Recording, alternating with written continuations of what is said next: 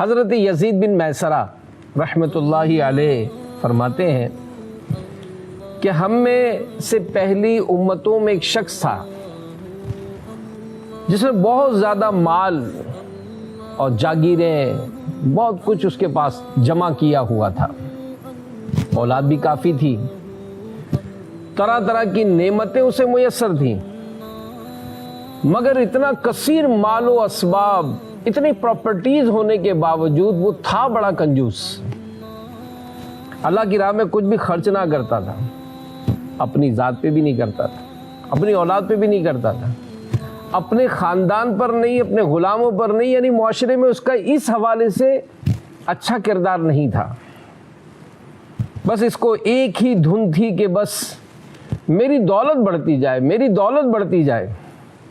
بہت زیادہ مال جمع کر چکا تھا، تو اپنے آپ سے کہنے لگا کہ اب تو میں خوب عیش و عشرت کے ساتھ ہی زندگی گزاروں گا۔ خیر بظاہر اس کی کوٹھیاں، گاڑیاں اور یہ سب اس کو عیش عشرت میں مصروف کیے ہوئے تھے۔ بہت سے خدام ہر وقت ہاتھ باندھے اس کے حکم کا منتظر رہتے تھے۔ الغرض وہ اسی طرح کی زندگی میں مصروف تھا، لیکن اپنی موت کو بھولے ہوئے تھا۔ ایک دن ملک الموت حضرت اسرائیل علیہ السلام ایک فقیر کی صورت میں اس کے گھر آئے، دروازہ کھٹکھٹایا، غلام دروازے کی طرف دوڑے، جیسے ہی دروازہ کھولا تو سامنے ایک سادے سے لباس میں فقیر کو پایا۔ اسے پوچھا کہ تو یہاں کیوں آیا ہے؟ ملک الموت علیہ السلام نے ان سے کہا کہ جاؤ اپنے مالک کو باہر بھیجو، مجھے اس سے کام ہے۔ تو خادموں نے جھوٹ بولتے ہوئے کہا کہ وہ تو تیرے ہی جیسے کسی فقیر کی مدد کرنے گئے ہوئے ہیں، گھر پہ نہیں ہے وہ۔ ملک الموت علیہ السلام تشریف لے گئے، کچھ دیر بعد واپس تشریف لائے، دروازہ کھٹکھٹایا۔ غلام جب باہر آئے تو انہوں نے فرمایا کہ جاؤ اپنے مالک سے کہو کہ ملک الموت آیا ہے، میں اللہ کا فرشتہ ملک الموت ہوں، اس کو باہر بھیجو۔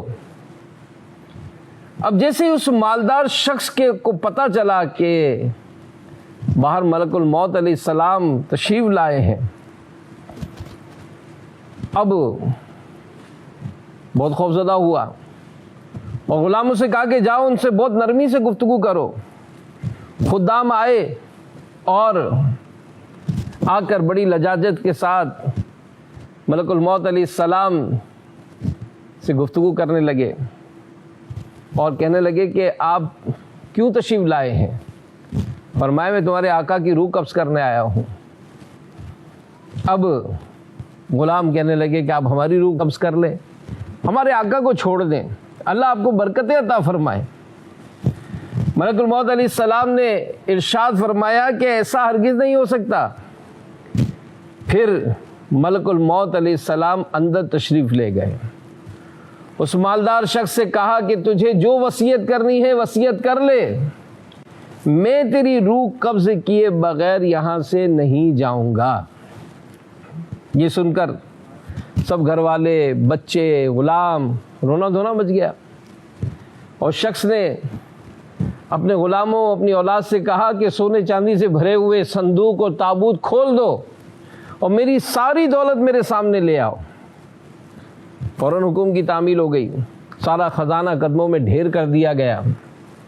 وہ شخص چاندی کے ڈھیر کے پاس کھڑے ہو کر کہنے لگا کہ اے بدترین و ذلیل مال، تجھ پر لعنت ہو، تو نے ہی مجھے اللہ پاک کے ذکر سے غافل رکھا اور تو نے ہی مجھے آخرت کی تیاری سے روکے رکھا۔ اب دیکھیں قدرت کا نظارہ کہ اس مال کو اللہ پاک نے بولنے کی طاقت دی، اور وہ مال کہنے لگا مجھے ملامت نہ کر، کیا تو وہی نہیں کہ دنیا داروں کی نظروں میں حقیر تھا؟ میں نے یعنی مال نے تیری عزت بڑھائی، میری وجہ سے تیری رسائی بادشاہوں تک ہوئی، ورنہ غریب اور نیک لوگ کہاں وہاں تک پہنچ سکتے ہیں؟ میری وجہ سے ہی تیرا نکاح شہزادیوں اور امیر زادیوں سے ہوا، ورنہ غریب لوگ کہاں ان شہزادیوں سے شادی کر سکتے ہیں۔ اب تیری بدبختی کہ تو نے مجھے یعنی مال کو شیطانی کاموں میں خرچ کیا، اگر اللہ کے کاموں میں خرچ کرتا تو یہ ذلت اور رسوائی تیرا مقدر نہ بنتی۔ کیا میں نے تجھ سے کہا تھا کہ مجھے نیک کاموں میں خرچ نہ کر؟ آج کے دن میں نہیں بلکہ تو لعنت و ذلت کا زیادہ مستحق ہے۔ اے ابن آدم، بے شک میں اور تو دونوں ہی مٹی سے پیدا کیے گئے ہیں۔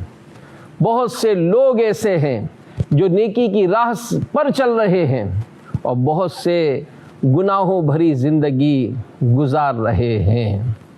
اجل نے نہ کسرا چھوڑا نہ دارا، اسی سے سکندر سا فاتح بھی ہارا۔